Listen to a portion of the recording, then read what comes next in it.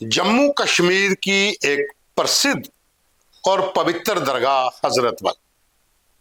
तमाम लोग वहां पर जाते हैं, नतमस्तक होते हैं, अपनी पद्धति के हिसाब से पूजा पाठ करते हैं।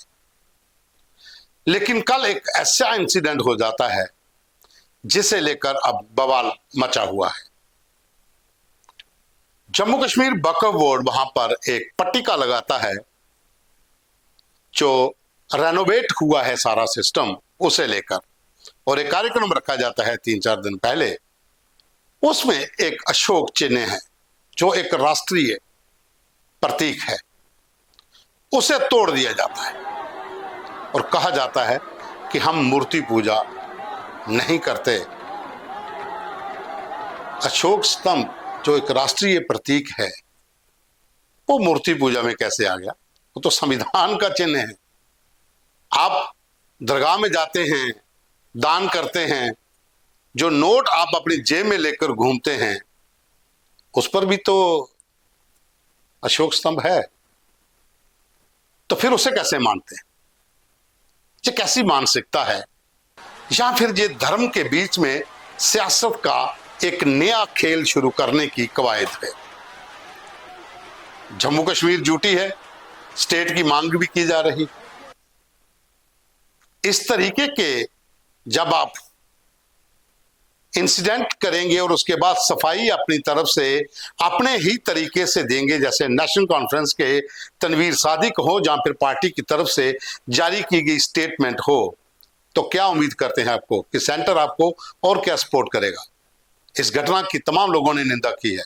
भारतीय जनता पार्टी ने भी, विश्व हिंदू परिषद ने भी, यहां तक कि वक्फ बोर्ड ने FIR लगाने की मांग भी की है कि इनके ऊपर FIR दर्ज हो। ये इंसिडेंट जो है, ये जंगलों में रह रहे आतंकी नहीं, शहरों के भीतर रह रहे उन लोगों का काम है।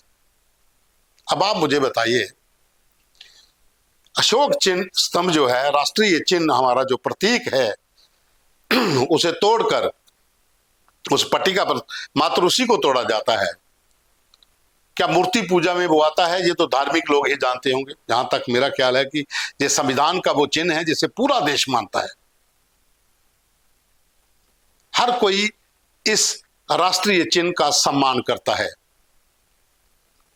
पुरुष तो पुरुष, महिलाएं भी उसको तोड़ने में लगी हुई हैं।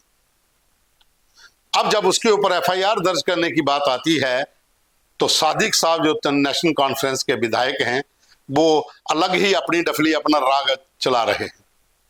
वो कह रहे हैं कि उल्टा वक्फ बोर्ड को माफी मांगनी चाहिए। तो क्या ये सियासत आ रही है धर्म के बीच में?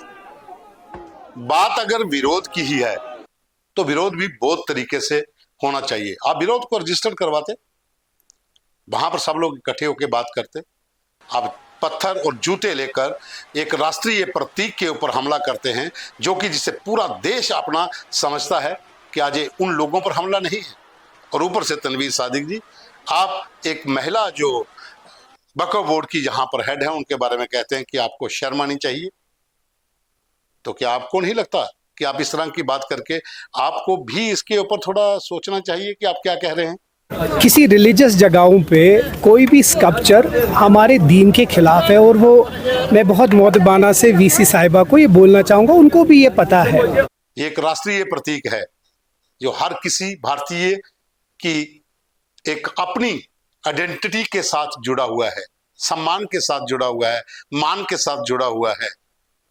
तो आपको भी इसके ऊपर शर्म आनी चाहिए इस तरह की बयानबाजी को लेकर। इन तमाम मुद्दों पर कश्मीर के वरिष्ठ पत्रकार, हमारे सहयोगी अहमद अली फयाज क्या कहते हैं, ये भी आप एक बार सुन लीजिए।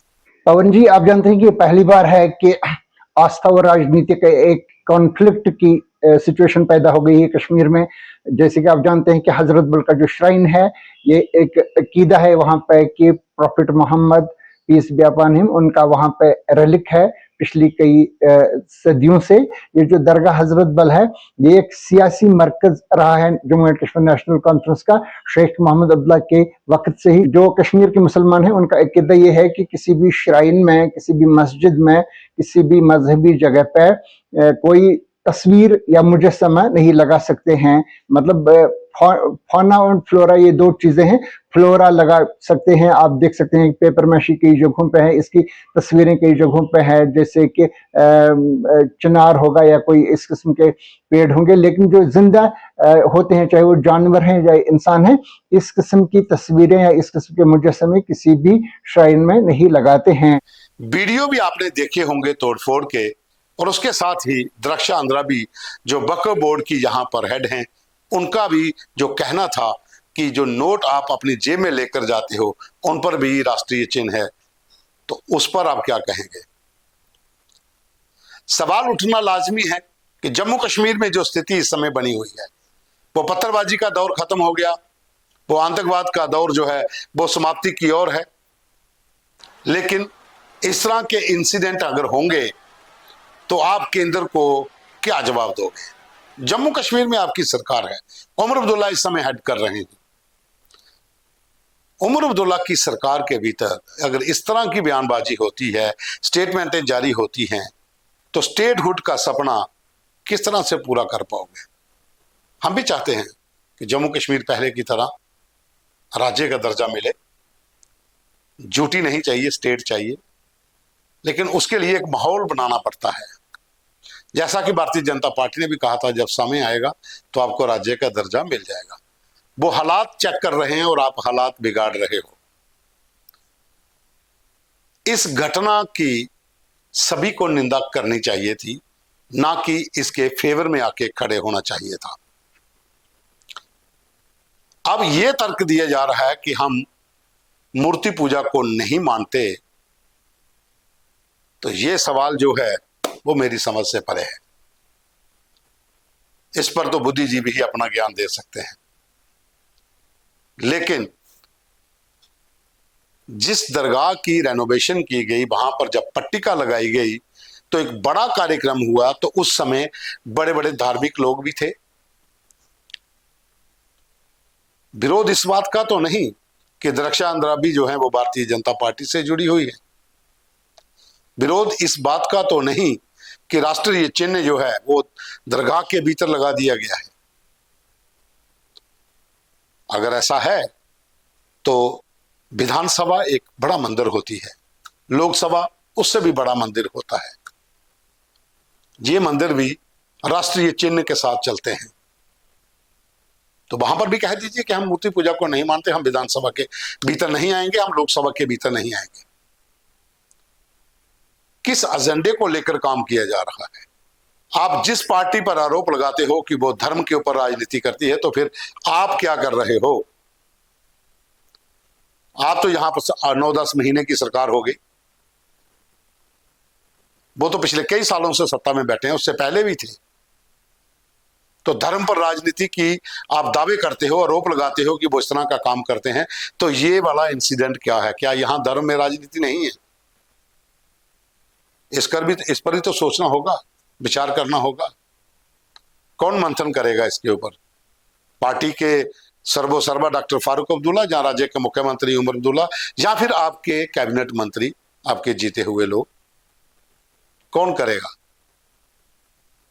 तमाम सवाल उठ रहे हैं कि इस घटना को किस रूप में देखा जाए, इस घटना को किस तरह से शांत किया जाए। लेकिन नहीं, राजनीति करनी है किसी भी तरीके से कर सकते हैं, वाद विवाद होता रहेगा, सुर्खियों में होते रहेंगे, तो काम चलता रहेगा। लेकिन धर्म और सियासत अलग अलग होती हैं साहब, उनको अपने अपने रास्ते पर चलने दीजिए। बेतुकी बयानबाजी, बेतुके आपके कटाक्ष जो होते हैं, वो एक लंबी रेस के लिए जो घोड़ा दौड़ता है उसके रास्ते में अड़चने पैदा करते हैं। हिंदी में एक मुहावरा है कि जितनी देर मर्जी रखिए सीधी नहीं होती। धन्यवाद।